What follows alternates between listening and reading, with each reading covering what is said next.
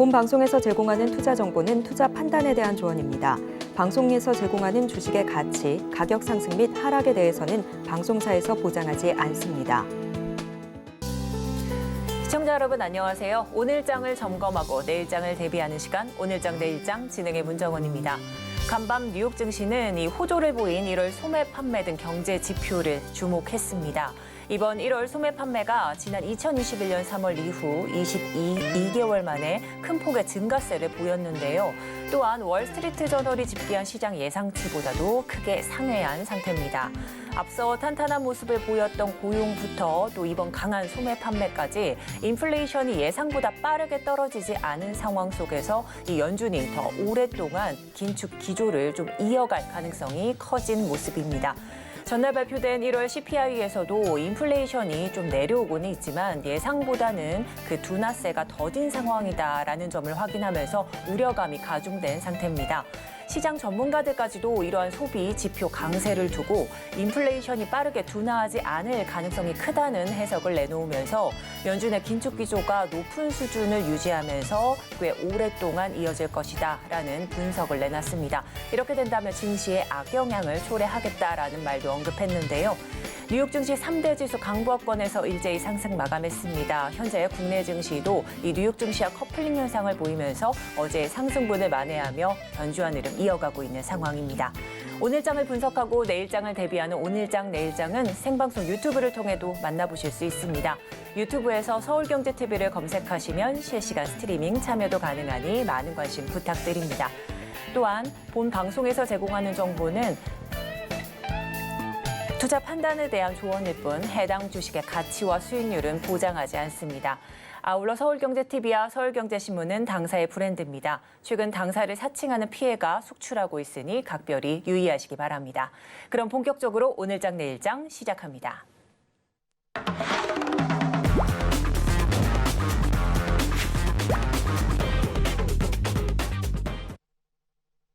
네, 이 시각 보도본부 시간입니다. 오늘은 윤혜림 기자 함께하겠습니다. 안녕하세요. 안녕하세요. 네, 그럼 오늘은 어떤 헤드라인을 준비하셨는지 화면으로 만나보겠습니다.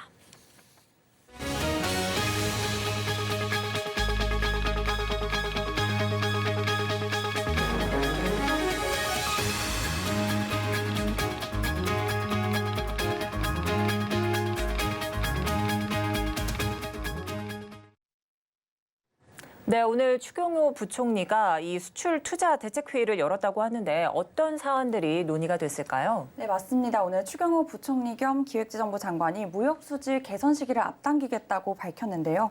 무역 적자 원인으로는 에너지와 반도체, 중국 등 3대 요인을 꼽았습니다.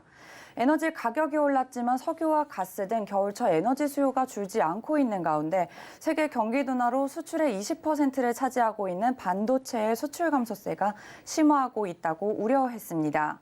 여기에 중국 경제활동 재개 효과가 나타나려면 아직까지 시간이 필요해 무역 수지가 계속 적자가 이어지고 있다고 진단을 한 것인데요.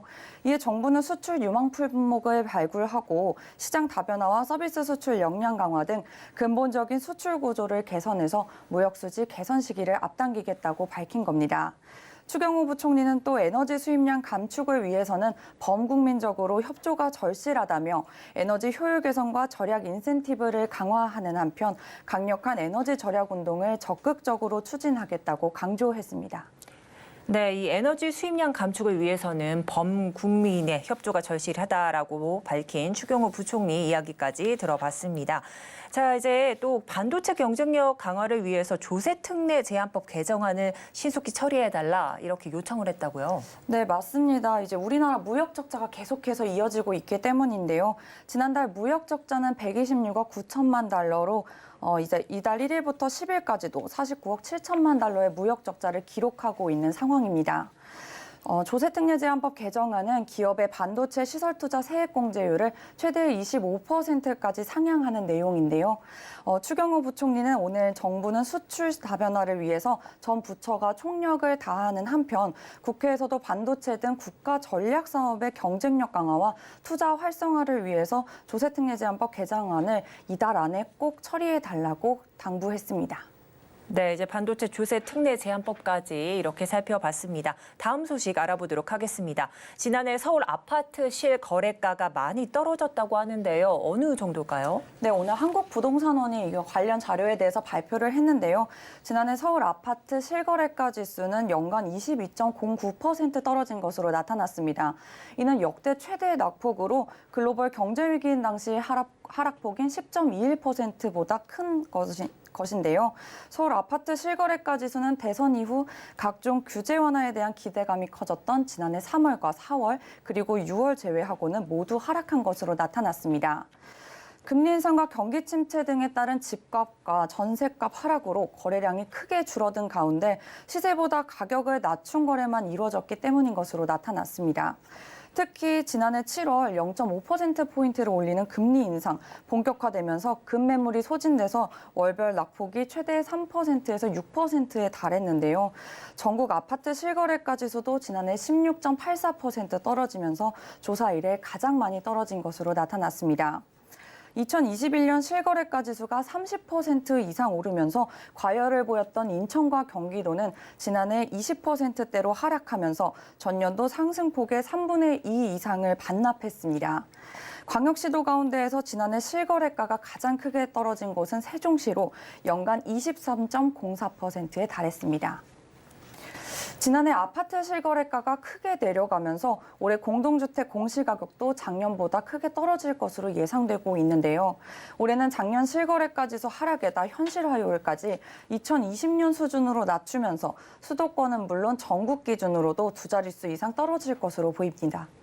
네, 이렇게 역대 최대 낙폭을 보인 서울 아파트 실거래가 지수까지 한번 확인을 해봤습니다. 자, 그럼 마지막 소식입니다.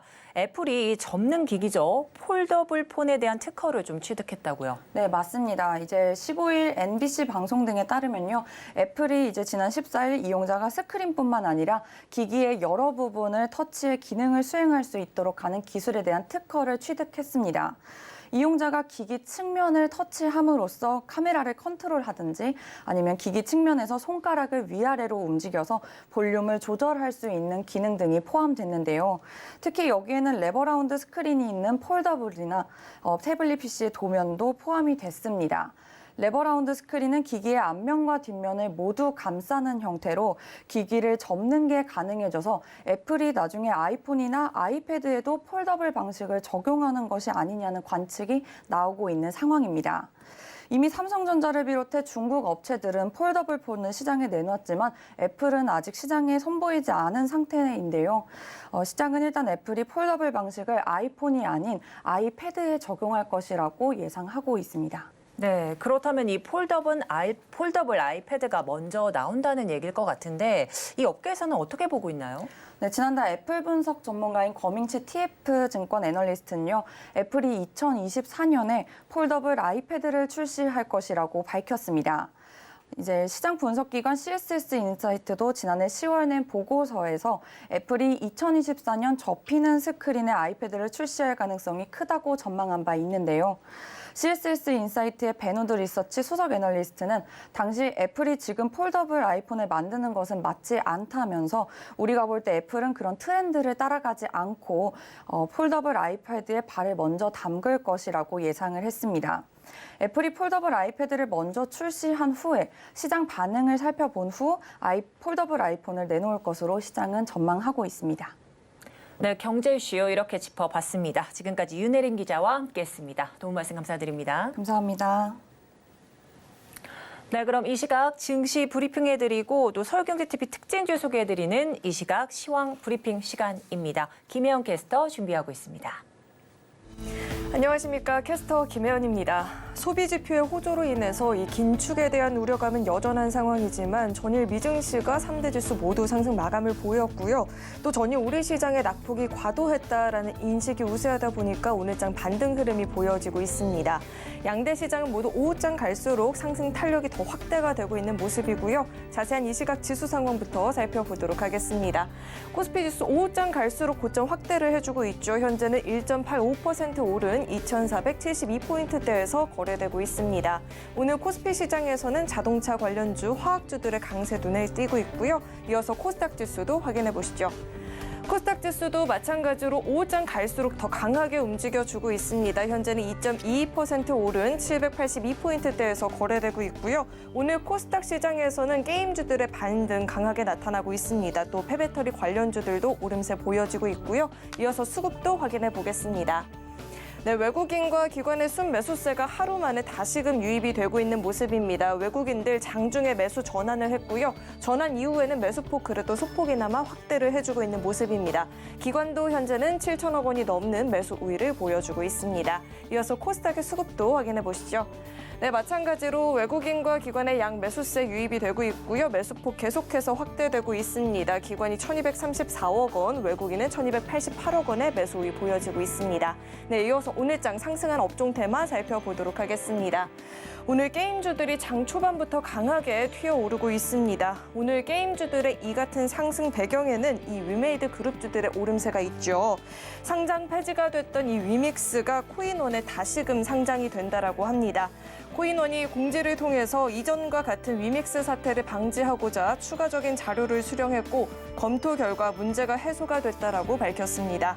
이 같은 소식에 위메이드 그룹주 3사 오늘 모두 상한가 진입하는 모습이 포착이 됐고요. 또 NFT 기반의 게임주들도 오늘 영향을 받으면서 강세를 보이고 있습니다.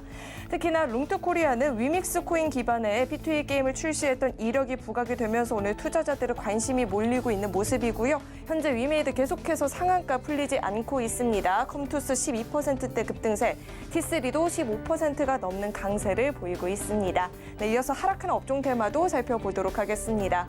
오늘 통신주들은 약세를 보이고 있습니다. 전일에 이어서 오늘도 하락 흐름이 이어지고 있는데요. 이 통신주들이 영향을 받을 만한 소식이 나왔었죠.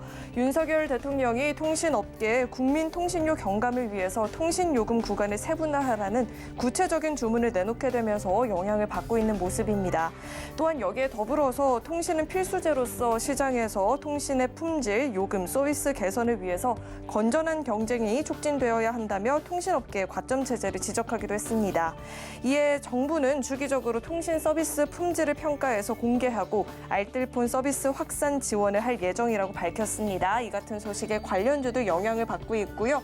SK텔레콤이 4%대 약세, KT도 3% 넘는 낙폭 보여지고 있고요. LG유플러스도 1% 넘는 하락세를 보이고 있습니다. 네, 이어서 증시 탑10 확인해 보겠습니다. 오늘 삼성전자와 SK하이닉스 두 종목 모두 상승 흐름을 보이고 있죠. AI 반도체로 이 불황 돌파에 나선다라고 하고요. 두 기업 모두 적극적인 대응에 나서고 있다라는 평가들 나오고 있습니다. 네이버와 카카오도 전일 미증시 반등에 힘 받으면서 오늘장 강한 모습 보여지고 있습니다. 서울경제가 뽑은 특징주도 확인해 보시면요. 삼성물산이 주주환원의 일환으로 5년간 3조 규모의 자사주를 전량 소각하겠다라는 소식에 힘 받으면서 오늘장 강세 보여지고 있습니다. MP는 오늘 하락세를 보이고 있죠. 모회사인 위지익스튜디오가 지분을 일부 처분하게 되면서 영향을 받고 있고요. NCS는 LG에너지솔루션의 협력사이죠. LG에너지솔루션이 인도네시아 정부가 추진하는 11조 원 규모의 전기차 밸류체인 구축 사업에 참여한다라는 소식에 관련주로 묶이고 있습니다. 네, 그럼 먼저 현대차부터 살펴보도록 하겠습니다. 현대차와 기아가 지난달 인도 시장에서 월간 최다 판매량을 달성했다라고 합니다. 현대차는 올해 1월 인도 시장에서 5만 106대를 판매하는 쾌거를 달성했다라고 하고요. 오늘장 3%가 넘는 오름세를 보이고 있습니다. 이어서 살펴볼 종목으로는 안트로젠 있습니다. 안트로젠의 탈모 완화 기능성 화장품이 15일 식품의약품안전처로부터 허가를 받았다라는 소식에 영향을 받으면서 오늘장 급등 흐름 보여지고 있습니다. 현재는 상한가 진입을 한 모습이고요. 17,710원에서 거래되고 있습니다. 네, 마지막으로 아이스크림 에듀 살펴보도록 하겠습니다. 새학기 학교에서 챗 GPT에 대한 시범 교육을 진행한다라는 소식에 이 AI 교육 프로그램을 구축하고 있는 아이스크림 에듀가 장 초반 강세를 기록했지만 현재는 상승분 반납하고 하락 전환을 한 모습입니다. 0.3%대 낙폭 보여지고 있고요. 지금까지 증시 탑10 확인해 봤습니다.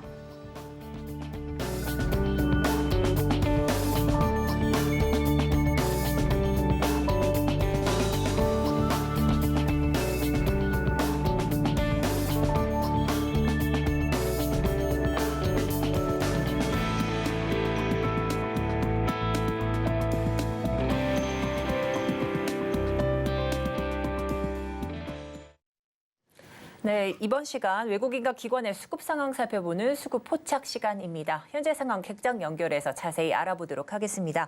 자, 오늘 다월 투자증권 영업부 이성웅 차장 연결돼 있습니다. 차장님 안녕하세요. 네, 안녕하십니까? 네, 현재 양시장 외인과 기관이 쌍끌이 매수세를 좀 넣어주고 있는 상황입니다. 종목별 흐름 한번 체크해 보도록 하겠습니다.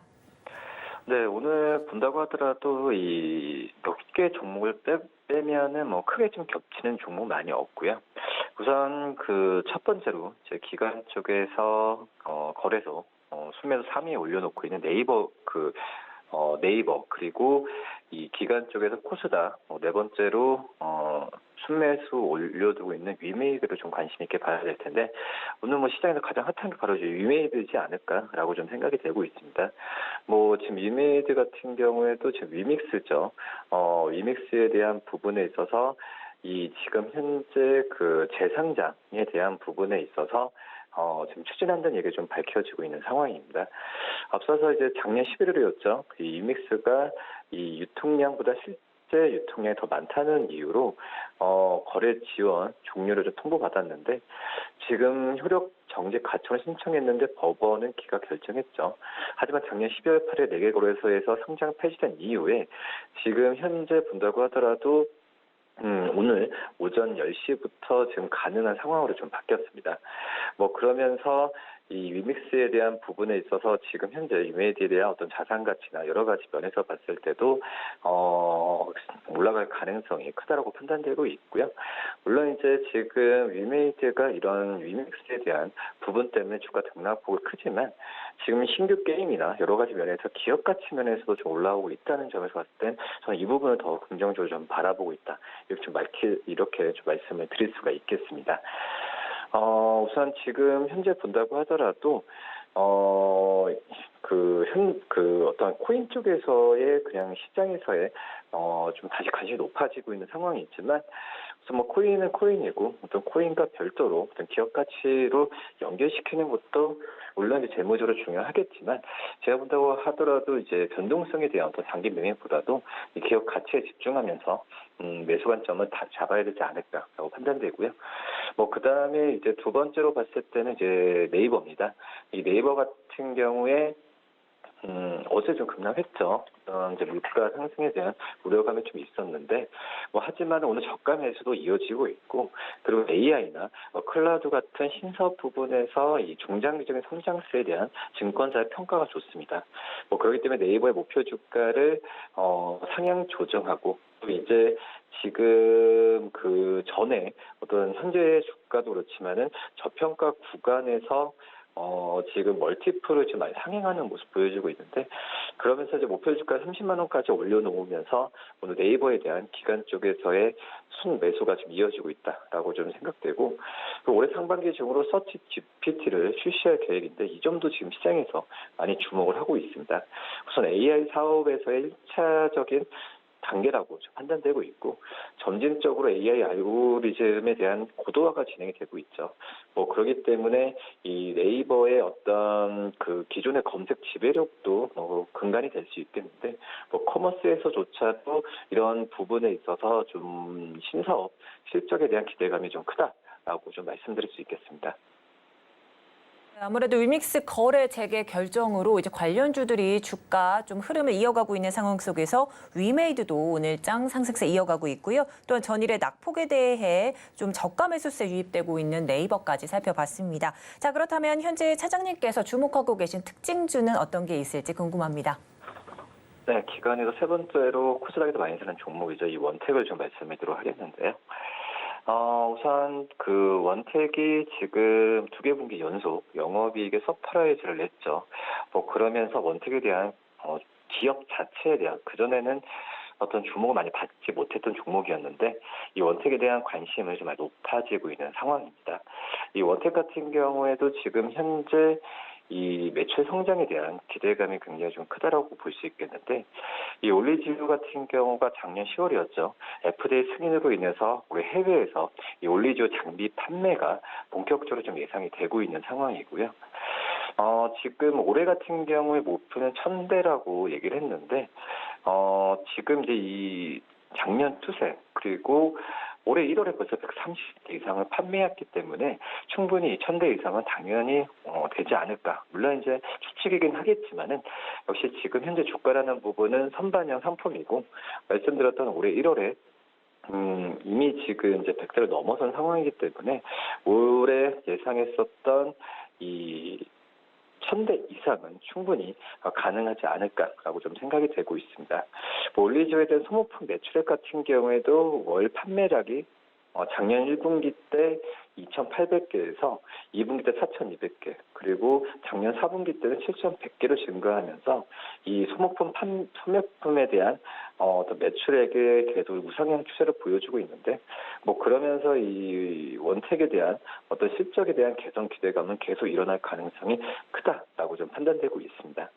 영업이 또 매출에 대한 성장 속도가 일반 기업들, 제조업체 대비해서 빠르게 올라가고 있기 때문에 이 원택에 대한 어떤 올해 실적에 대한 기대감이 굉장히 좀 커지고 있다라고 좀 말씀을 드릴 수 있겠고요. 매수가는 5,850원, 목표가는 6,400원, 손절가는 5,300원 말씀드립니다.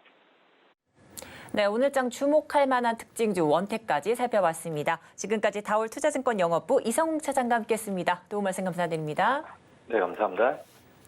네, 그럼 이어서 오늘 시장을 주도하는 업종과 이슈에 대해 면밀히 살펴보는 마켓 로드맵 이어가 보도록 하겠습니다. 자, 루크 투자연구소의 임순재 대표님 나와 계십니다. 안녕하세요. 네, 안녕하십니까. 네, 이제 오늘장 좀 지난해부터 계속 좀 이슈를 끌고 왔던 글로벌 폴더포트 시장이 이야기 좀 해보도록 하겠습니다. 이 삼성전자가 80% 점유율을 좀 보이면서 1위를 차지하고 있는데요. 그런데 프리미엄 스마트폰 시장은 상황이 조금 다르다고 이렇게 좀 들려옵니다.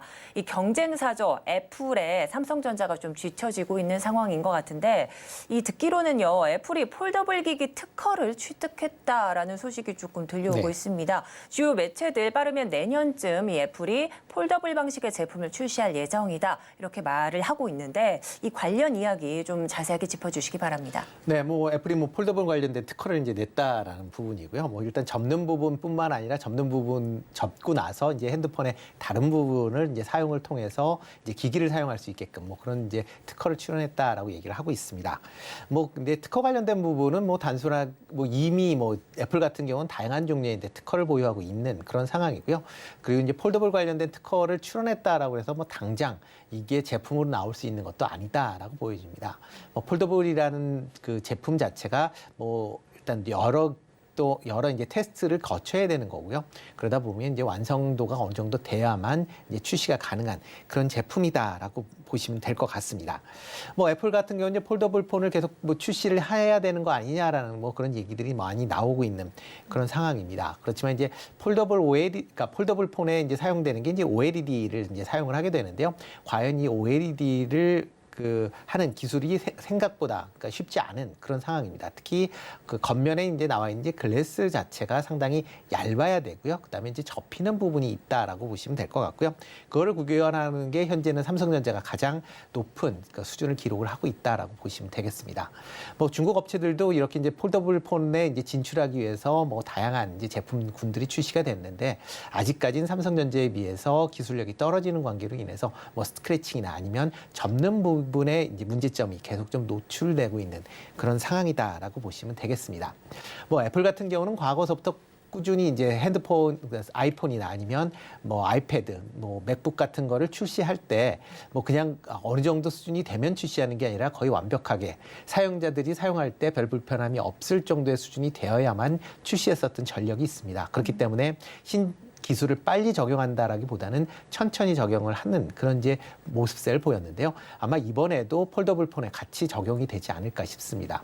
폴더블 폰의 가장 이제 큰 문제점이다라고 하게 되면 중간에 그 접히는 부분에 이그러지거나 아니면 화면이 깨지는 현상들이 이제 나오면서 내구성에 문제가 발생하는 그런 경우들이 많이 있었기 때문에 그런 부분이 해결되기 전까지는 출시가 좀 더 미뤄질 걸로 그렇게 예상이 되고 있고요. 그러다 보면 출시 시점이 뭐 내년까지도 조금 어렵지 않을까라는 개인적인 좀 생각을 해보고 있고요. 뭐 그 전에 뭐 아이패드 같이 이제 대화면을 하고 있는 그런 이제 기기에 대해서 우선 출시할 거 아니냐라는 그런 이제 시장 예측치도 나오고 있는데요. 현재 이제 아이패드나 맥북 같은 경우에 지금 모니터에 쓰는 이제 디스플레이가 지금 이제 LED 이제 디스플레이를 쓰고 있습니다. 그러니까 OLED를 안 쓰고 있는 상황에서 접이식을 만들기는 지금 현재로는 좀 어려울 것 같고요. 아마 올해 아니면 내년 정도에 OLED로 변경을 하게 되는데 그 이후에나 아마 이 접이식이 뭐 이런 폴더블 폰이 나오지 않을까라는 점 생각을 해보고 있습니다. 네, 이 애플의 특허 출원 이제 당장 제품 출시와는 좀 직결되는 게 아닐 것 같습니다. 그래서 시장 반응이 좀 다소 과도하다 이렇게 보고 계시는 것 같은데 이 시장에서도 애플 폴더블 폰이 24년에서 25년쯤 좀 출시 예상을 하고 있지 않습니까? 여기에 이제 폴더블 아이패드부터 우선 출시할 것으로 좀 예상이 되고 있는 상황 이렇게 짚어주셨습니다. 자, 그런데 최근 스마트폰 출하량은 급감을 했지만요. 폴더블 폰 출하량은 좀 급증할 것이라는 전망이 좀 대두되고 있습니다. 이 중국 업체들 폴더블폰 진입에도 좀 자리를 굳건하게 지켰던 삼성전자인데 하지만 애플의 상황은 좀 다를 것 같습니다. 애플 폴더블 폰 기기가 출시가 된다면 이 주도권을 삼성이 계속 잡을 수 있을까요? 일단 뭐 폴더블 폰이 나와봐야 알긴 하겠지만 지금 뭐 프리미엄급에서 본다라고 하게 되면 이제 아이폰이 삼성전자보다 좀 더 많이 팔리고 있는 것은 사실입니다. 그렇기 때문에 만약 이렇게 이제 그 고부와 같이 프리미엄 제품들이 나온다라고 하게 되면 뭐 폴더블 폰이 뭐 당장을 뭐 갤럭시를 뭐 아이폰이 추월한다라고 보기는 좀 어렵겠지만 상당히 이제 경쟁이 좀 격화될 가능성은 충분히 있다라고 예상이 되고 있습니다. 그렇지만 이제 삼성전자가 폴더블 폰을 만든 게 2015년 7월부터입니다. 그러니까 지금 한 횟수로 한 이제 8년째에 이제 접어들고 있는 그런 상황이고요. 그동안 모델도 4번이 이제 업그레이드가 될 만큼 폴더블 폰에 대한 상당한 노하우를 갖고 있다라고 보시면 될 것 같고요. 이런 노하우를 뭐 애플이 쉽게 쫓아오긴 좀 어렵지 않을까라는 생각을 해보고 있습니다. 그렇기 때문에 지금 애플이 당장 뭐 출시를 한다라고 해도 한동안은 삼성전자가 이런 이제 기기적인 사용 측면에서 보면 뭐 월등한 이제 우위를 가질 가능성은 충분히 있다라고 보여지고요. 다만 이제 그 아이폰 특유의 이제 UI 같은 경우 UI가 있습니다. 그래서 뭐 아이폰을 썼던 사람들은 아이폰을 계속 사용하게 되는 그런 이유 중에 하나인데요. 이런 관점에서 본다라고 하게 되면 애플의 그러니까 폴더블 폰이 나온다든가 하게 되면 뭐 상대적으로 그 시장에 침투하는 이율은 상당히 빠를 가능성은 있다라고 보여집니다. 그렇지만 뭐 폴더블 시장 자체가 아직까지 뭐 크지 않은 그런 상황입니다. 뭐 삼성전자가 폴더블 폰의 한 80% 정도를 장악을 한다라고는 하지만 지금 폴더블 폰이 판매되는 대수는 한 1,200만 대에서 1,300만 대 정도 1년에 판매된다라고 보시면 될 것 같습니다. 전체 스마트폰이 12억 대를 판매를 하고 있기 때문에 그거에 비하면 지금 시장 점유율은 1%에 불과한 그런 상황이고요. 향후에 뭐 애플이 같이 뭐 시장에 참여한다라고 하게 되면 시장 파이를 더 늘리는 효과는 충분히 있을 것으로 예상이 되고 있습니다. 그렇게 되면 만약 뭐 출시가 된다라고 하게 되면 지금 뭐 예상으로는 2025년도에 한 3,500만 대 정도가 폴더블 폰이 팔릴 걸로 예상이 되는데 애플이 나오면 뭐 5천만 대 이상으로 뭐 판매 그 대수는 좀 크게 증가할 가능성은 있다라고 보여집니다.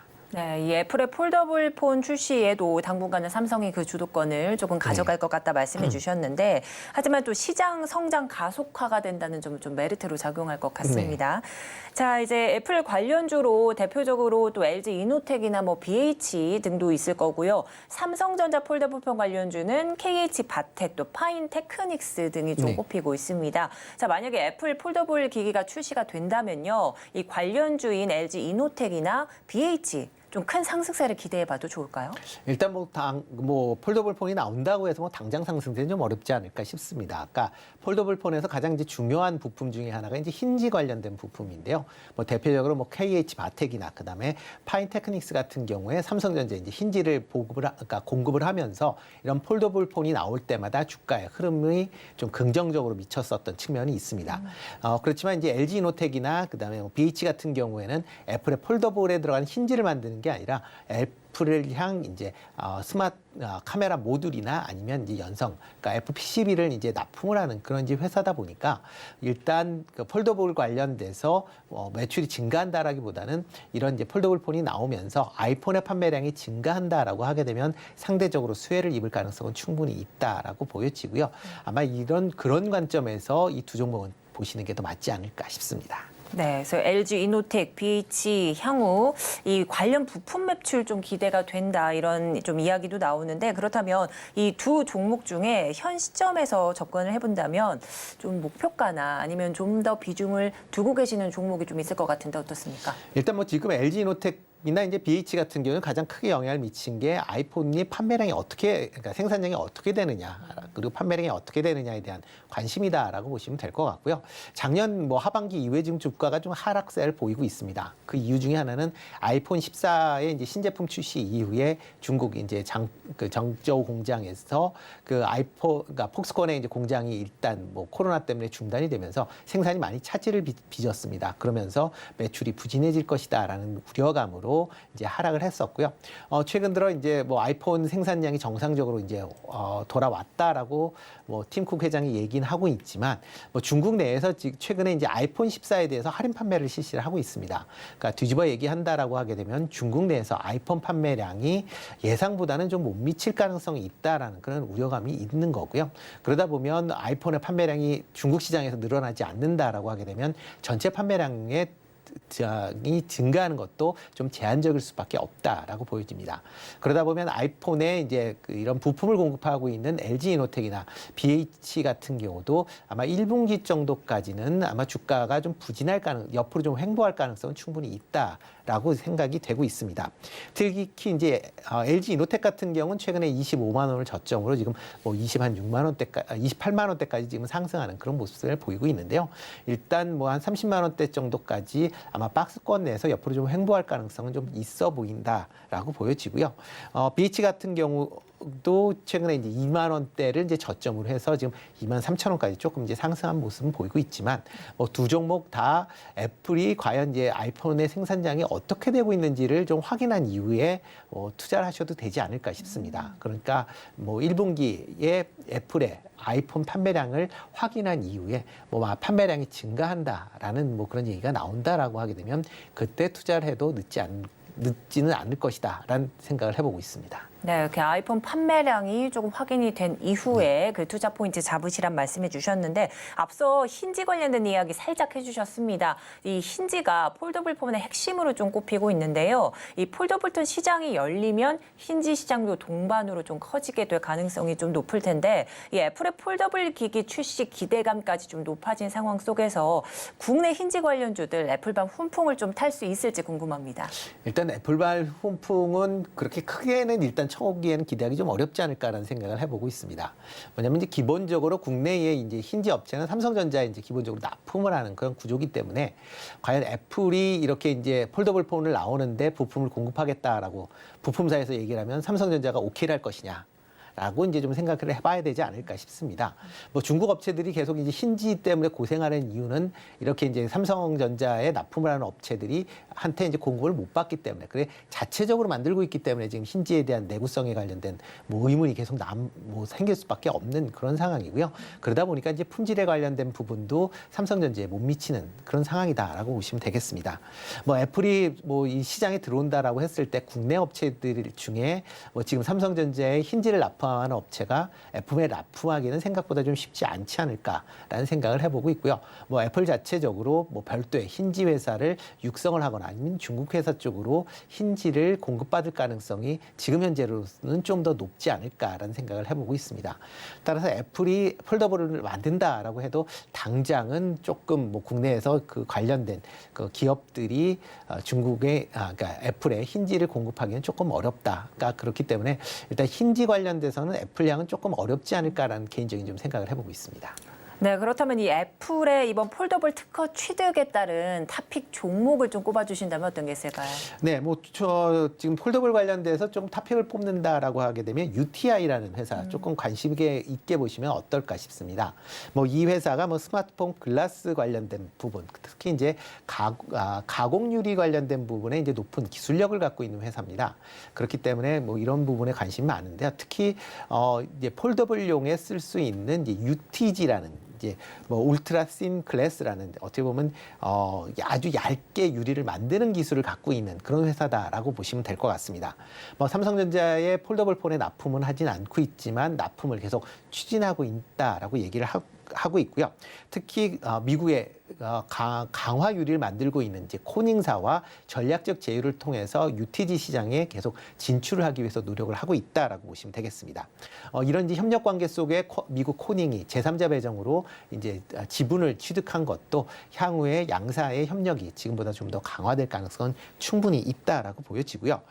기존에 이제 폴더블 폰을 쓸 때는 이제 폴리이미드라는 그런 이제 제품을 이제 사용을 했었는데 이 제품이 스크래칭이나 그다음에 내구성에 문제가 많기 때문에 약간 문제가 있기 때문에 이제 될 수 있으면 UTG와 같은 이제 유리를 사용하는 그런 이제 제품군으로 이제 바뀌고 있다라고 보시면 되겠습니다. 대표적으로 삼성 같은 경우는 전부 다 UTG로 이제 제품을 만들고 있다라고 보시면 될 것 같고요.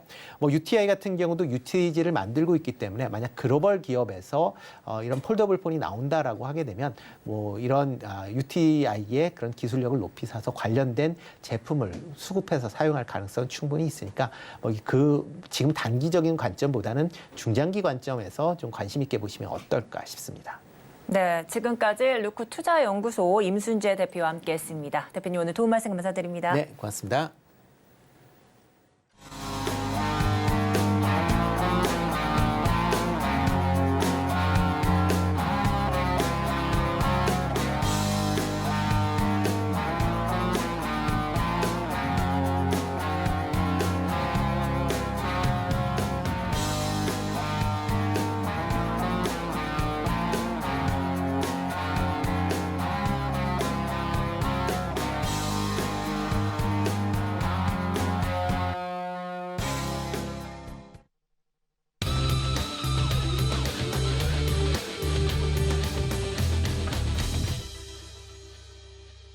네, 마켓 리더들과 함께 시장의 이슈 체크해보는 이슈 칼럼 시간입니다. 자, 미국의 1월 CPI 발표 이후에 이 글로벌 증시 변동성이 좀 확대되고 있는 상황인데요.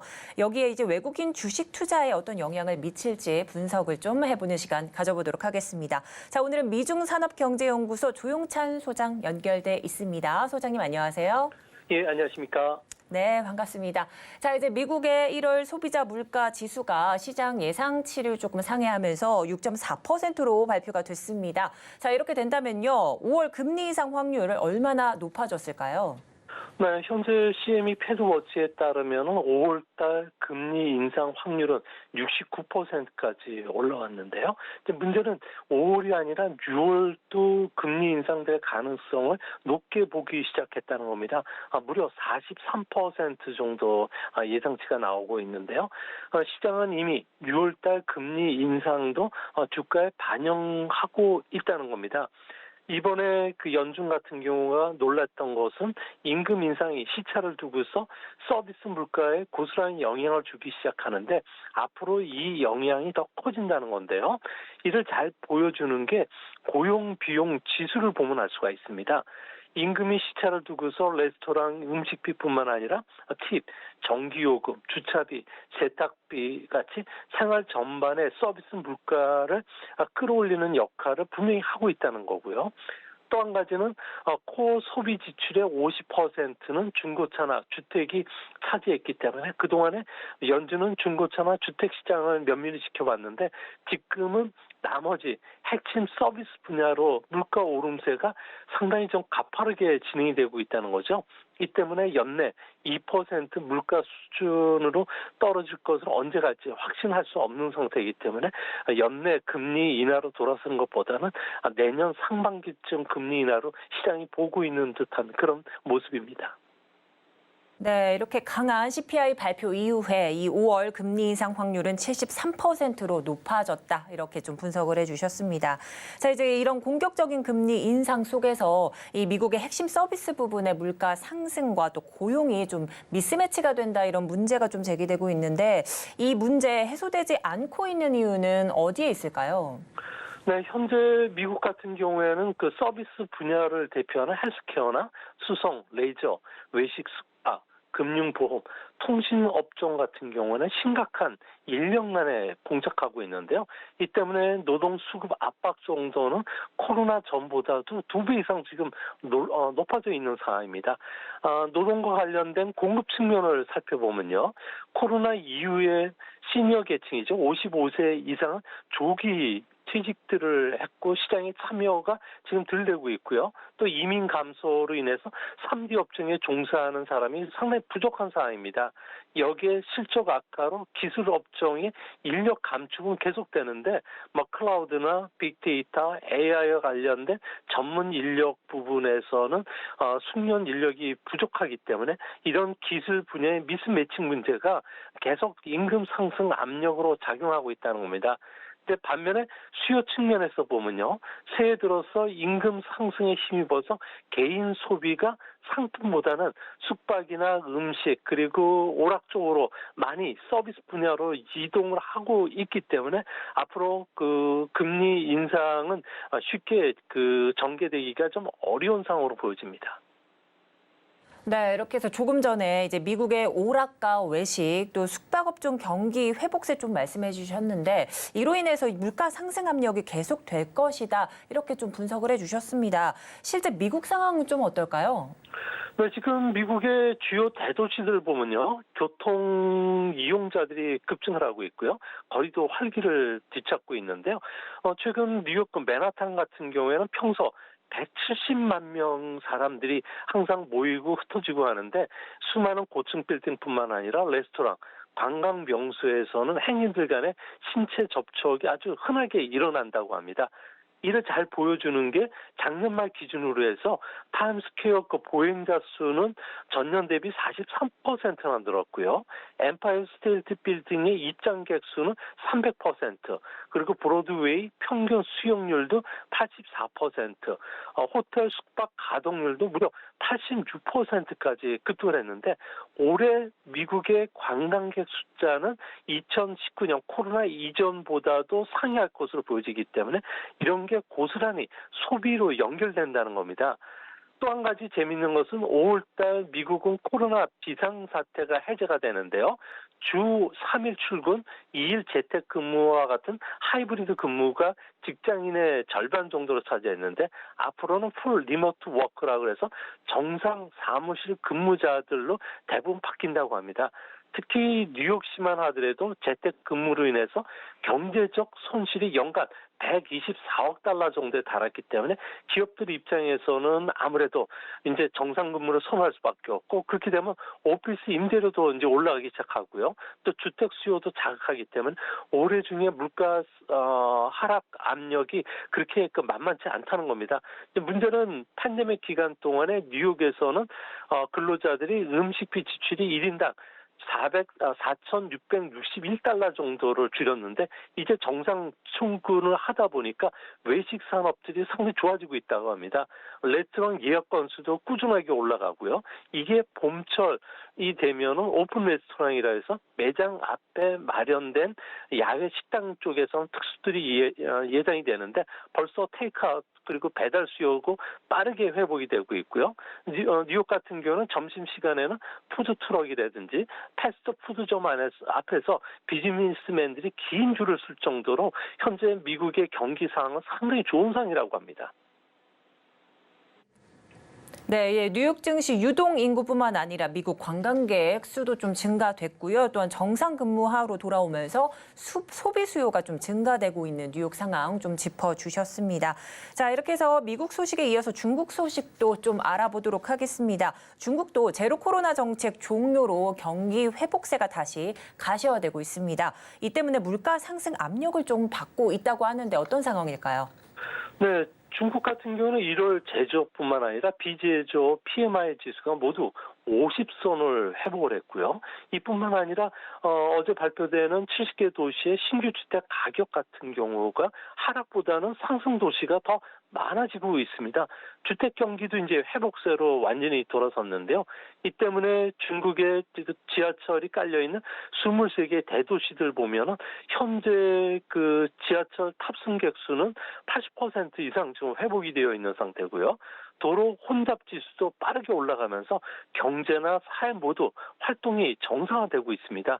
뭐 당연히 에너지라든지 식료품과 관련된 생활 필수품을 중심으로 가격 상승 압력이 상당히 세지고 있는데요.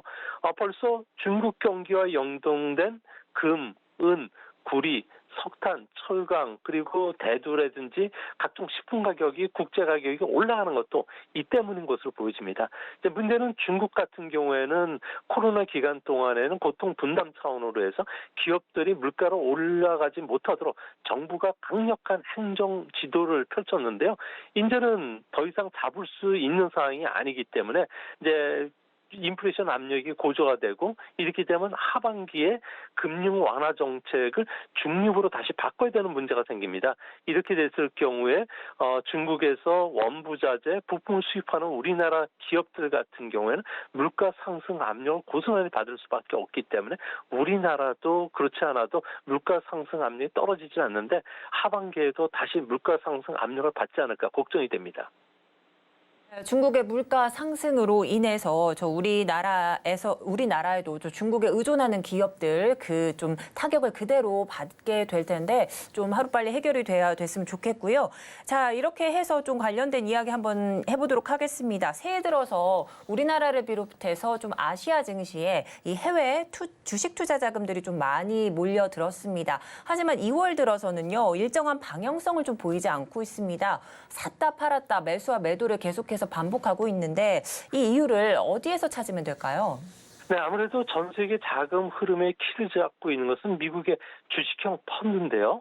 주간 신규 자금을 보면은 1월 말서부터는 유럽 쪽으로 모든 자금들이 집중이 되고 있습니다. 우리나라를 비롯한 아시아 증시의 자금 유입 속도가 뚝뚝 떨어지고 있는데요. 아무래도 미국이 금리 인하가 2024년 이후에나 진행된다는 점, 또 제조업 관련 지표들이 여전히 부진하기 때문에 세계 공장 역할을 해주고 있는 대만이나 우리나라 그리고 중국 같은 쪽으로는 아무래도 자산 배분이 뒤처질 수밖에 없고요. 유럽이 최근 들어서 각광을 받는 것을 보면은 우크라이나 전쟁 이후에 천연가스 가격과 유럽의 주가는 아주 매우 강한 역의 상관관계를 보여왔는데 최근에 유럽의 그 천연가스가 가격이 떨어지고 고공했던 그 물가 행진들이 이제 서서히 이제 떨어질 신호를 보이자 아무래도 금리 인하 기대감이 살아나면서 시장 심리를 나타내는 주가 수익 비율이 상승한 게 아무래도 미국이나 아시아 증시보다 유럽 증시의 주식 시장이 아웃퍼폼했던 주요 원인이 됐던 것으로 보여집니다. 네, 이렇게 아시아로 유입되는 해외 투자 자금들이 좀 주춤하는 상황은 유럽의 경기와 주가 또 천연가스 가격과 좀 밀접돼 있다. 이렇게 분석을 해주신 것 같습니다. 자, 이제 유럽 주가 상승 부분도 한번 보도록 하겠습니다. 미국처럼요, 이 물가 하락에 따른 조기 금리 인하 기대감이 좀 이유로 꼽힌다면 실적 회복 없는 주가 상승은 곧 조정을 맞게 될 수도 있겠다. 이런 우려감이 있을 텐데요. 어떤 의견이 있으실지 궁금합니다. 네, 아무래도 지금 현재 그 유럽의 천연가스 가격 같은 경우에는 선물 시장이 경기가 좋아지니까 현재는 50유로대까지 떨어졌지만 연말에는 70유로대까지 올라갈 수 있다고 합니다. 이 때문에 유럽은 코스트 푸시 인플레이션이 하반기에는 다시 강화될 수밖에 없는데요. 특히 최근 들어와서 노조 주도로 임금 인상 압력을 받고 있기 때문에 아무래도 우크라이나 전쟁 이전으로는 물가가 떨어지진 않을 것으로 보여집니다. 이렇게 되면 유럽의 경기 둔화로 인해서 EPS는 한 10% 정도 감소할 수 있고요. 또 주가 수익 비율이 현재 13배인데 11배 정도까지 떨어진다면 유럽의 주가는 최대 20%까지 떨어질 수밖에 없습니다. 이렇게 되면 최근에 우리나라나 미국 증시보다 더 빠른 속도로 보였던 유럽 증시가 이제 조정에 들어갈 가능성이 크고요. 또 상품 가격까지 상승한다면 외국인들 같은 경우에는 앞으로 우리나라 증시로 2분기 이후에는 다시 순매수가 유입될 가능성이 있다는 점에서 국내 증시도 다시 한번 싸게 살 수 있는 매수 기회가 찾아올 것으로 보여지고요. 또 외국인들이 지금 당장 우리나라보다는 유럽 증시로 간다는 측면에서는 현재 주가 상승이 계속 이어지기는 우리나라도 힘들지 않을까 이렇게 보여집니다. 네, 지금까지 미중산업경제연구소 조용찬 소장과 함께했습니다. 오늘 도움 말씀 감사드립니다. 예, 감사합니다. 네, 어느덧 오늘장 내일장도 마칠 시간이 됐습니다. 본 방송에서 제공하는 정보는 투자 판단에 대한 조언일 뿐 해당 주식의 가치와 수익률은 보장하지 않습니다. 아울러 서울경제TV와 서울경제신문은 당사의 브랜드입니다. 최근 당사를 사칭하는 피해가 속출하고 있으니 각별히 유의하시기 바랍니다. 오늘 준비한 소식은 여기까지입니다. 저는 잠시 뒤 마감 임박 60분의 승부로 돌아오도록 하겠습니다. 시청해주신 여러분 고맙습니다.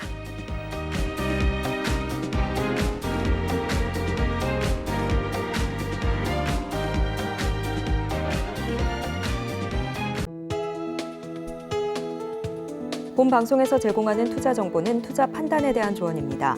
방송에서 제공하는 주식의 가치, 가격 상승 및 하락에 대해서는 방송사에서 보장하지 않습니다.